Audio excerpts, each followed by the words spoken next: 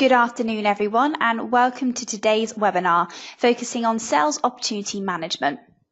We decided to repeat this webinar as it proved to be a really popular one for our stock-aware customers. If you are listening to this live or watching this recording, we have invited you to take part in this webinar as we feel Prospect 365 would be perfect for your business and a system that could benefit from by moving to. This session will last around 30 minutes, so feel free to ask any questions throughout the webinar using the chat or question. Don't worry about taking any notes as you will be sent a recording of this webinar afterwards. If I can't cover all the questions submitted, I will get back to you individually after the webinar has completed. The demonstration will take place in Prospect 365 CRM, so this webinar should provide some insight into how Prospect 365 can benefit your business. This software is accessed via your browser, meaning you can access a CRM on multiple devices such as tablets and mobile phones. If you are on our version 6 CRM and would like to find out more about Prospect 365, do get in touch with our customer services department. We even offer a test drive service where you can view your own CRM data on this new platform, a perfect way for you to try out the new system. So, a little bit about me. For those that don't already know, my name is Isabel Honor and I work as a Customer Success Manager here at Prospect Soft. One of my key responsibilities is to lead the customer services team. So these are the guys who are answering your initial emails and calls and also the online chat. I also undertake our on-site training and write some of the key online resources for Prospect 365, such as our articles and videos featured on the Prospect Academy site. I'm sorry if you've already been watching a lot of those training videos, as you may get a little bit bored of my voice. So now that we've completed the introductions, let's take a look at our agenda for today's webinar. We'll be starting off by looking at where the lead record sits within the hierarchy, just in case we have some listeners who don't already know how to use the lead records. We'll then be explaining a new feature included in Prospect 365 known as lead pipelines.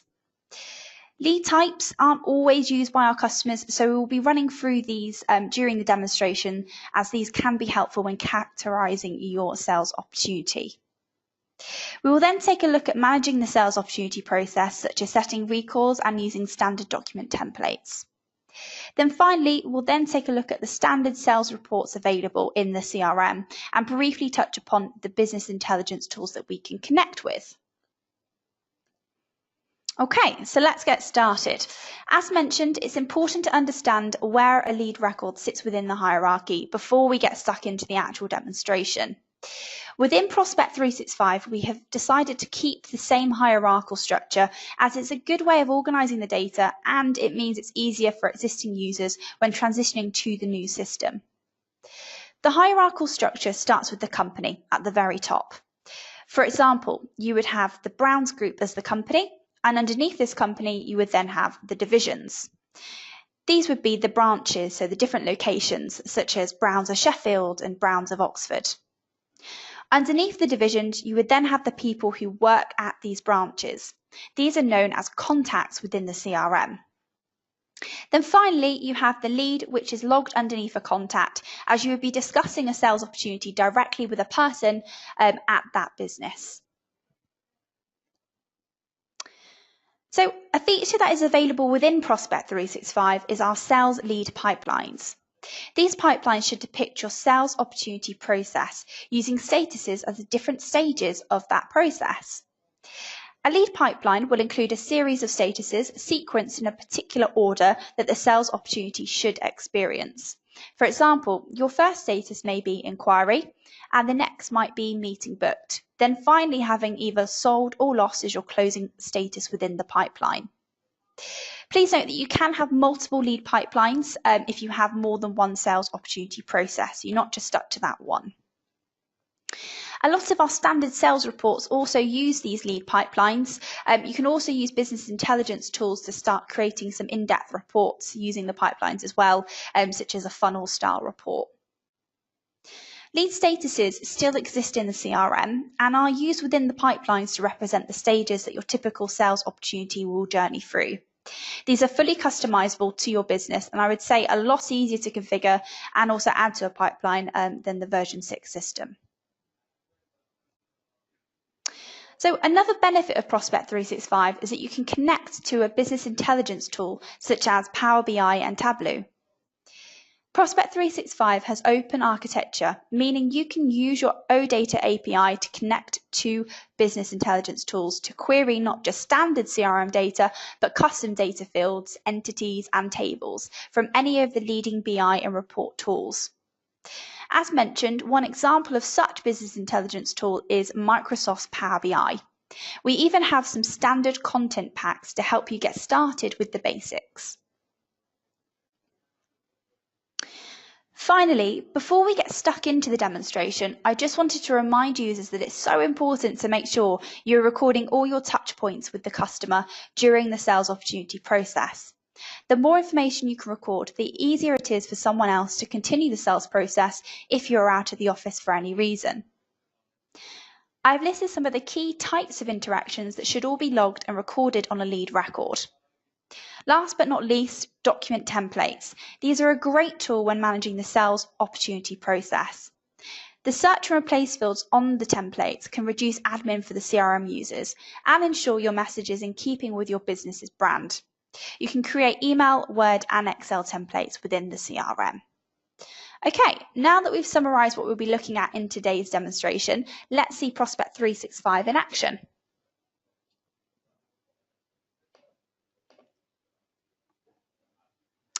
So here we have our favourite contact, Michelle Jury, and she is interested in buying a new alarm system off our security company that we are working for.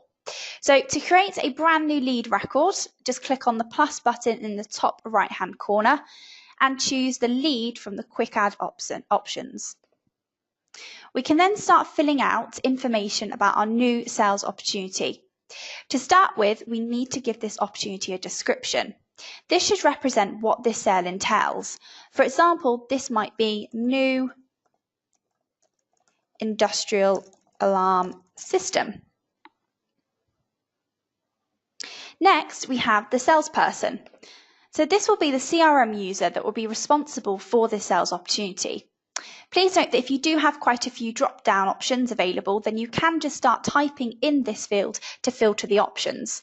For example, if I wanted to set it to myself, if I just start typing in my name, it will then filter the options so I can choose myself from the drop-down. Lead type. So this should categorize what type of sales opportunity this involves. You might characterize your sales opportunity based on the product type or a type of sale, such as recurring or one-off. It's completely up to you and your business's process. For this example, we probably choose alarm system, so we're clearly describing the type of product that's going to be sold for this sales opportunity. We then have our new functionality, the lead pipelines. As mentioned before, the lead pipeline should represent the stages that your sales process involves. You can have multiple pipelines, as we have here, which is particularly helpful if you have more than one sales process. For this example, though, I'm going to choose new business. By choosing new business, the status section here has been automatically populated to the first status within the pipeline, which in this case is unqualified. If you do need to skip to a next status because, for example, you've already qualified this particular cell, then you can just simply choose the next step within the process. But we're going to keep it as unqualified.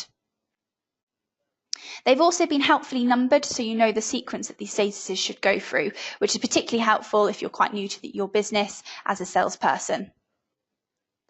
Finally, we have the size and margin drop-downs, which should represent how big of a sales opportunity this involves.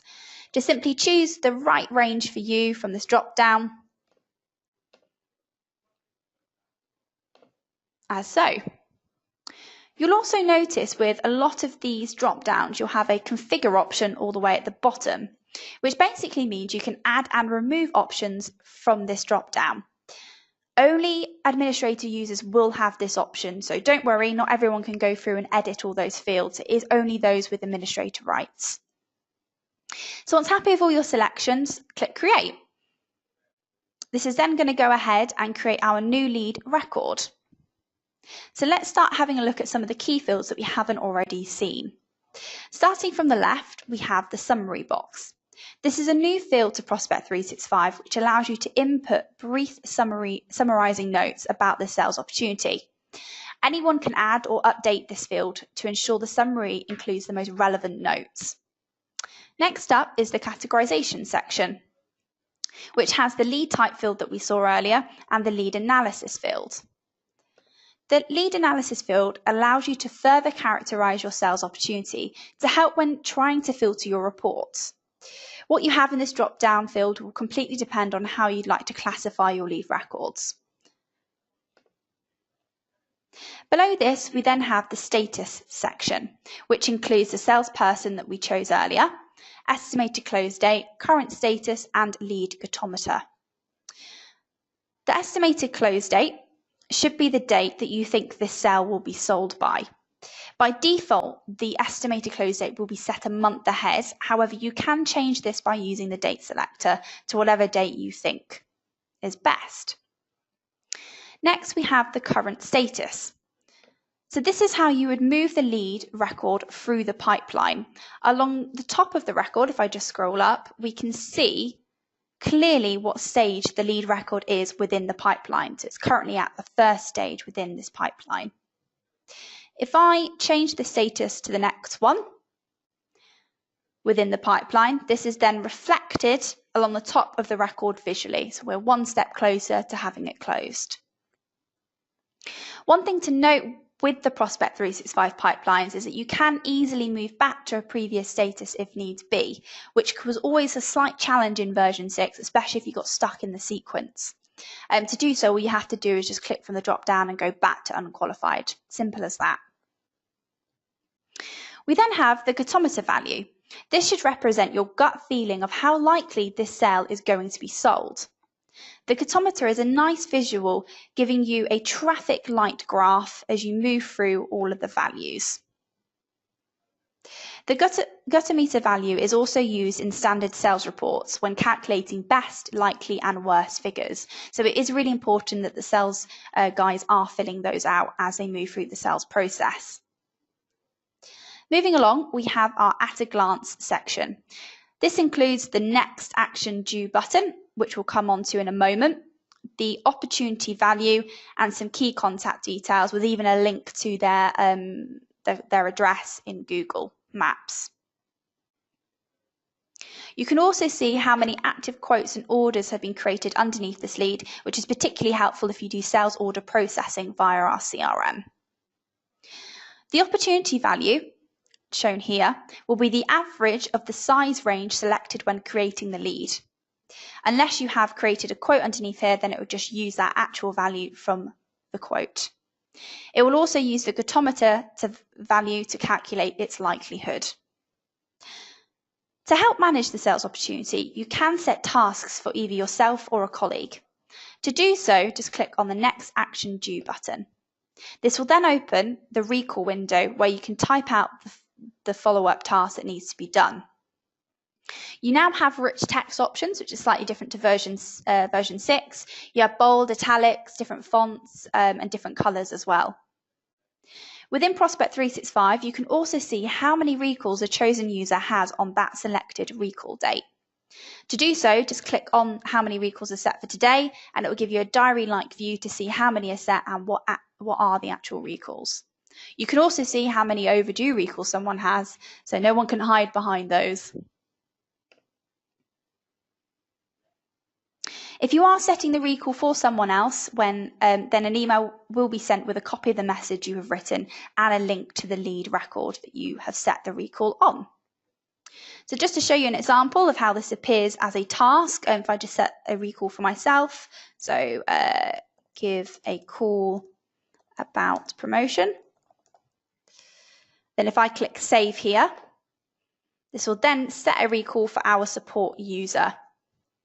So if I open up our recall list, we can see that we've got one recall set for today for the new industrial alarm system lead, and we can also see that we've got 14 overdue there, so we need to get on and get through those.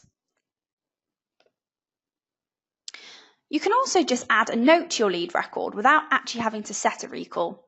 As mentioned before, it is really important to record all of your interactions on the lead record. You can do this within the activity section found here.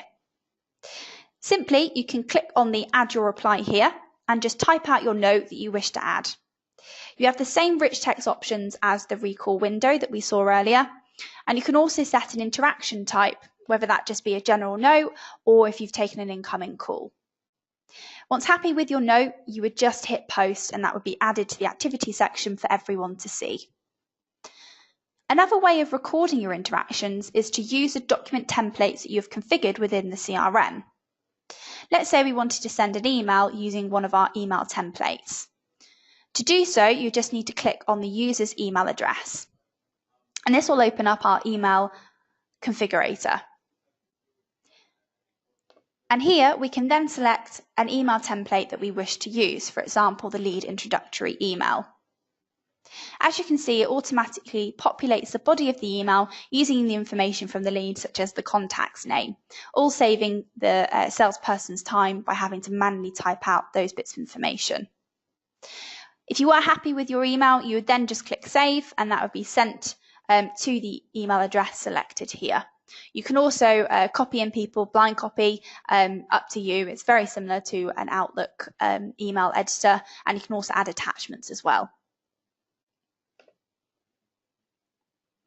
So one other way to record your interactions on the lead record is to save external documents, such as received emails and Word documents. To do so, you can simply drag and drop the documents. To do that, you just need to open up the Documents page against the lead record here, and you have this drag file section there where you can drag and drop the file that you wish to save. Alternatively, we do have the Save to CRM add-in that can be installed via the Office store. Okay, now that we've taken a look at creating lead records and managing the sales opportunity process, let's take a quick look at the standard sales reports available. To access the sales reports, just expand the side panel to the left here, and then choose the sales report group. All of these are different reports within their corresponding groups, so feel free to have a quick look through if you do have a test drive. They've got loads of standard ones in there for you to have a play around with. But we're going to look at the sales ones for this particular demonstration. So within here, we have a set of sales reports, such as our sales pipeline this month. So this report shows all leads within a pipeline that have an estimated close date of this month. We also have some useful summaries at the top of the report, such as your worst, likely, and best value figures. Those are all calculated using the Gatometer value and lead value. Another useful report is the increasing revenue report. This shows you all of your customers who have increased the amount that they spend with you year on year. This report uses the sales transaction data, so information from your integrated accounting system. Hopefully yours would have a few more customers in there than our demo database. Similarly, we have the decreasing revenue report, which shows you all the customers that have decreased the amount spent with you as a business year on year. So this report can really help your sales team focus on those customers that may be slipping away from your business. I won't go through all these reports, but as you can see, we have lots of standard reports for you to use. Another great feature of Prospect 365 is that you can create your reports using our report builder.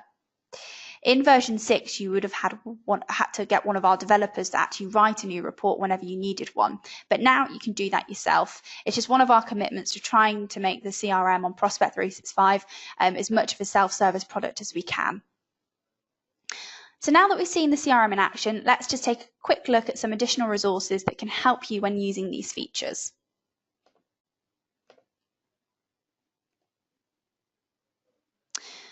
So to finish off with, here are some hints and tips that I think are important to take away with you from today's webinar.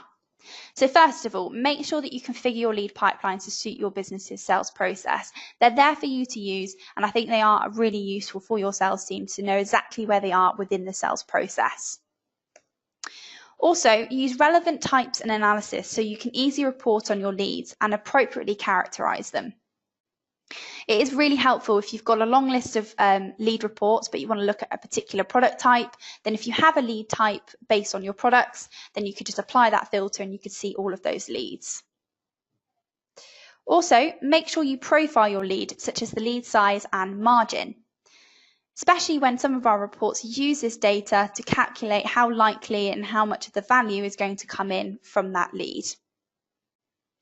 Also, ensure you send recalls to either yourself or colleagues to follow up on leads. Next, make sure that you record all your interactions so anyone else can take over the sales process if you're at the office. Also, just in case you forget anything, if it's quite a complex process, it's had a lot of back and forth, it's always great to go back to your notes and see exactly what was said and what was done. Then finally, use a document template to send repetitive customer emails or documents just to help you save time and ensure messages are on brand. They're really easy to configure within Prospect 365, so there's no kind of excuses why not to use it, because it is going to ultimately save you time. For further assistance with the features that we've taken a look at in the demonstration, we have some useful channels for you to try. So first of all, we have our Prospect Academy, which allows you to learn at your own pace with our articles and videos, covering the fundamentals of the solution and more complex functionality. Next, we have our YouTube channel, which includes easy to follow videos on various aspects of the CRM, which can be found by searching for Prospect Stock Aware CRM. You can always just give us a call on 0330 0880 365 or chat with us online. We also have our services portal where you can log a ticket or query. Finally, we have our LinkedIn webinar group, which I can add you to if you just connect with me. If you just search for my name, which is Isabel Honor, you've got the spelling on the presenter slide. Do just connect with me. It'd be great to hear what's going on with your business as well. And then I can also invite you to that webinar group. So thank you for attending today's webinar. I hope you found it informative. Please do get in contact if you'd like to discuss Prospect 365 further. We really are keen to get you guys over to it. We do think it would be a better system for you to be on rather than the version 6 system. As I said, we offer the test drive service, which is free of charge. It's something that we just do as part of our service to you guys, just to see if that's something that you would like to have a look at in moving over in terms of systems.